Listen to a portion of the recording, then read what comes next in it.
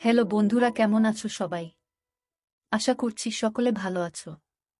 প্রিয় বন্ধুরা, আজকে তোমাদের জন্য নিয়ে এলাম আরও একটি নতুন গল্প। আশা করছি তোমাদের দাঁড়িয়ে যাবে, তাই ভিডিওটা শুরু থেকে শেষ পর্যন্ত দেখো। আমার নাম আদনান, আমার বয়স 21 বছর। কিছুদিন আগে আমি আমার অনার্স শেষ করি। আমার পরিবারে আমার মা ওড়িশা খান, আমার বাবা আফজাল খান, বাবার মা এবং মায়ের মা আমাদের সাথেই থাকতেন। আমার বাবা মায়ের বয়সের মধ্যে অনেক ব্যবধান। আমার বাবার বয়স 63 বছর, আমার মায়ের বয়স মাত্র 39 বছর। কিন্তু আমার মাকে দেখলে বলা যাবে না যে আমার মায়ের 21 বছর এর একটা ছেলে আছে আর 3 বছরের একটা মেয়ে আছে, যার নাম রিনা। আমার মা দেখতে অনেক সুন্দর, গায়ের রং শ্যামলা, মায়ের মুখটা অনেক বেশি মায়াবী, পালতোলা নৌকার মতো মায়ের চোখ।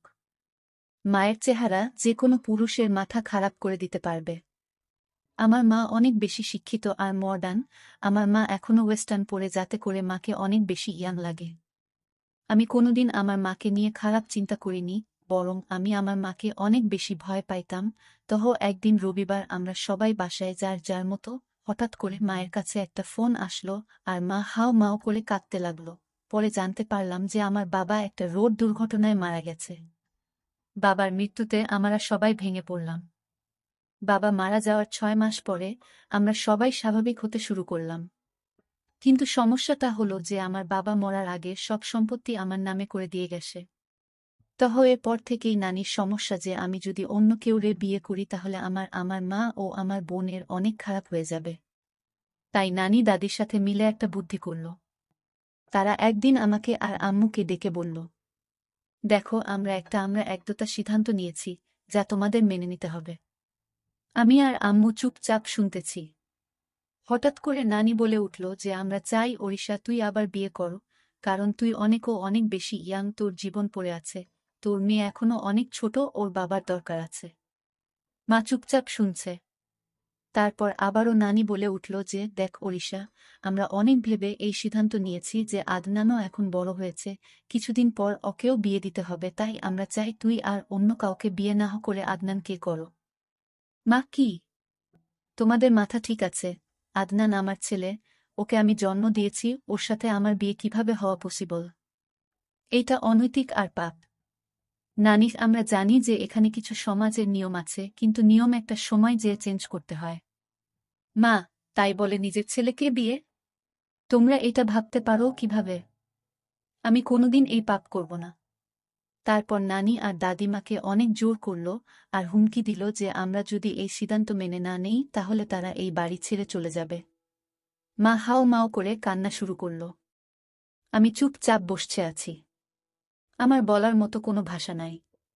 তারপর দাদু আর নানু মাকে বুঝানো শুরু করল যে দেখ, আফজাল মরার আগে সবকিছু আদনান এর নামে করে গেছে। এখন ও যদি অন্য কোনো ভুল মেয়ের পাল্লায় পড়ে তাহলে তোর আর তোর মেয়ের জীবন ধ্বংস হয়ে যাবে। তোর মেয়ের কথা চিন্তা করে রাজি হয়ে যা। মায়ের কান্না থামে না। আমি তো অবাক, কারণ আমি মাকে নিয়ে কোনোদিন ওইভাবে কিছু ভাবিনি। তারপর দাদু আর নানু অনেক বুঝানোর পর মাকে বলল যে দেখ, তুই মেনে নিবি, তা না হলে আমাদের সারা জীবনের জন্য হারাবি। মায়ের কান্না থামে না। তারপর আমাকে দাদু নানু জিজ্ঞেস করল, তোর কোনো আপত্তি আছে? আমি দাদু আর নানুকে অনেক ভয় পাইতাম, তাই তাদের উপরে কোনো কথা না বলে চুপচাপ করে রইলাম। অনেক জড়াজড়ির পর তারা মাকে রাজি করাল। তারপর যে যার রুমে চলে গেল। আমি রুমে যেয়ে ভাবতেছি, এইটা কিভাবে সম্ভব? আমার জন্মদাত্রী মায়ের সাথে আমার বিয়ে? মানুষ কি বলবে? আমি আমার বন্ধুদের মুখ দেখাবো কিভাবে? মাথা অনেক কিছু ঘুরতে লাগল। নিজেকে কোনোভাবেই স্থির রাখতে পারতেছিলাম না। আমি আমার মাকে অনেক ভালোবাসতাম আর সম্মান করতাম। আমি কোনোদিন আমার মাকে নিয়ে খারাপ কিছু চিন্তা করি নাই। আমার জন্য আর মায়ের জন্য এই ব্যাপারটা মেনে নেওয়া অনেক কঠিন ছিল। আমাদের বিয়ের কথা ঠিক হওয়ার পর থেকে আমি মায়ের সামনে যেতে লজ্জা পেতাম। মা ও আমাকে আগের মতো বকাঝকা করত না। আমাকে দেখলে মাথা নিচু করে নিজের কাজ করত। নানু আর দাদু আমাদের বিয়ের দিন ঠিক করল 7 দিন পরে। আমি আর মা দুইজন অনেক বেশি মন মরা হয়েছিলাম। তারপর একদিন মা আমার কাছে এসে বলল, আদনান, তুই কি বিয়েতে রাজি? আমি বললাম, আম্মু, আমি আর কোনো রাস্তা না দেখে হা বলেছি। মা হ্যাঁ রে, আমার জন্য তোর জীবনটা ও নষ্ট করে দিল। কি আর করব আম্মু, আমাদের কাছে আর রাস্তা নাই। তুমি জাস্ট মন মরা হয়ে থেকো না। তুমি মন মরা হয়ে থাকলে আমার ভালো লাগে না। তুই জানোস, স্বামী স্ত্রী এর সম্পর্কের মধ্যে আর মা ছেলের এর সম্পর্কের মধ্যে যে আকাশ পাতাল তফাৎ। একটা মা ছেলে হয়ে আমাদের ওইগুলা করতে হবে যা একটা স্বামী স্ত্রী। আমি তোকে আর আগের মতো শাসন করতে পারবো না, কারণ তুই হয়ে যাবি আমার স্বামী। তখন আমার ছেলে থাকবি না। আম্মু, আমি সারা জীবন তোমার ছেলেই থাকব। আর এই বিয়ে হচ্ছে একটা কাগজি বিয়ে মাত্র। আমরা সারা জীবন মা ছেলেই থাকব, আর তুমি আমাকে যখন ইচ্ছা যেভাবে ইচ্ছা শাসন কইরো। আমাদের মধ্যে কোনো চেঞ্জ আসবে না। আমি তোমাকে সব সময় সম্মান করতাম আর সারা জীবন করব। মা একটু আশ্বাস পেয়ে আমার কাছে অনেক খুশি হয়ে গেল। তারপর আমাকে বলল, আচ্ছা আমি না হয় আমার জীবনের অর্ধেক পার করে ফেলেছি, কিন্তু তুই তো এখনো অনেক বেশি ইয়াং, তোর কত এক্সপেকটেশন ছিল তোর বিয়ে নিয়ে, তাই না? কত কিছু না ভেবে রেখেছিলি যে এমন মেয়ে বিয়ে করবি, এমন জায়গায় ঘুরতে যাবি, দুষ্টামি করবি, ঘোরাফেরা করবি, সব পানিতে গেল। এই বুড়ির সাথে কিছুই হবে না। আরে আম্মু, এক তো তুমি বুড়ি না, তুমি অনেক বেশি ইয়াং আর এখনো অনেক বেশি সুন্দর। আর হ্যাঁ, অনেক আশা ছিল, কিন্তু সমস্যা নাই, তুমি তো আমার মা। পর তো কেউ না। আমরা অনেক ভালো বন্ধুর মতো হয়ে সব আশা পূরণ করব। মা আমার কথা শুনে একটু খুশি হয়ে গেল। তারপর বলল, আচ্ছা ঠিক আছে, আমরা আজকে থেকে অনেক ভালো বন্ধু। আমরা একে অপরের সাথে সব শেয়ার করব। আচ্ছা আম্মু। মা আমার মাথায় একটু হাত বুলিয়ে নিজের রুমে চলে গেল। পরের দিন থেকে মাকে আর মন খারাপ মনে হলো না। আমি আর মা সেই দিন অনেক বিষয় নিয়ে কথা বললাম। আমি মাকে এইটাও বললাম আমার জীবনেও কোনো গার্লফ্রেন্ড ছিল না। মা তো শুনে অবাক হয়ে গেল। তারপর আমাকে তার জীবনেও অনেক গল্প আমাকে বলল। আমি আর মা অনেক ফ্রি হয়ে গেলাম। আমি আর আম্মু বিয়ে হওয়ার যে দিনগুলা বাকি ছিল আমরা আমাদের জীবনের এর সবচেয়ে ভালো সময় কাটিয়েছি একসাথে। কারণ আমরা একসাথে হাসাহাসি করতাম, মুভি দেখতাম, রাত ভরে আড্ডা দিতাম, একসাথে গেম খেলতাম, আবার ঘুরতে যেতাম। আমি ওই কয়েকদিন আসলেই ভালো বন্ধু হয়ে গেলাম। যাই হোক, আমাদের বিয়ের একদিন আগে দাদু আর নানু আমাকে আর মাকে নিয়ে গেল শপিং এর জন্য। আমরা গেলাম। আমরা খুব হাসি হাসি করছিলাম। তা দেখে নানু আর দাদু অনেক খুশি হল।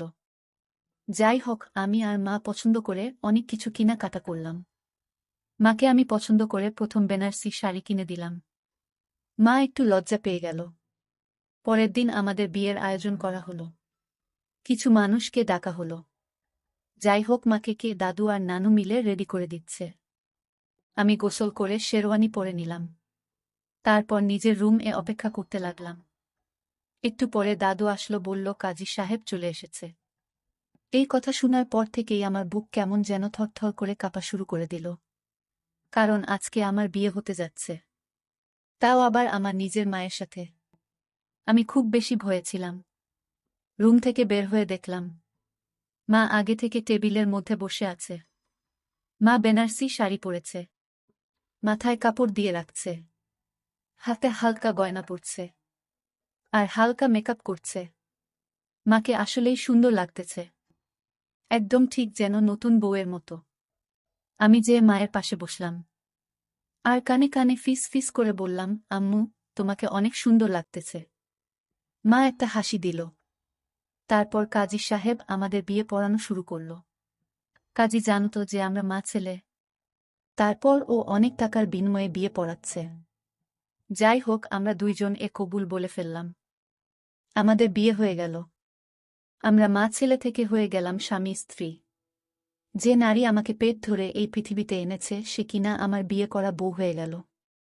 দাদু আর নানু তো অনেক খুশি, আমাদের আশীর্বাদ দিলেন। তারপর বাকি মেহমানরা আমাদের আশীর্বাদ দিয়ে রাতের খাবার খেয়ে চলে গেলেন। তারপর আমরা সবাই খাবার টেবিলে বসে খাচ্ছি। ওই সময় আমার বোন আমাকে বলল, ভাইয়া, আজকে কার বিয়ে হলো?